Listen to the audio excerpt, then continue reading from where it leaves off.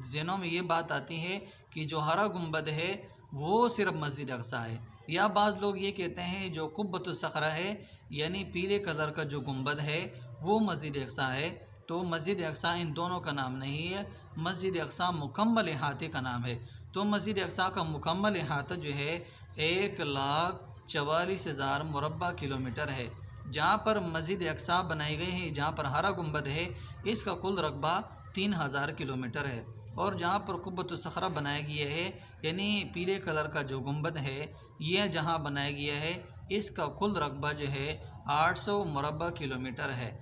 तो मस्जिद अक़सा मुकम्मल अहाते का नाम है, सिर्फ हरे गुंबद का या पीले गुंबद का नाम नहीं है। मस्जिद अक़सा जो है पूरे मुकम्मल अहाते का नाम है। मस्जिद अक़सा एक बहुत बड़ी वसी जगह है जहाँ पर बहुत सारे मस्जिदें हैं, जहाँ पर बहुत सारे कमरे हैं, बहुत सारे मदरसे हैं और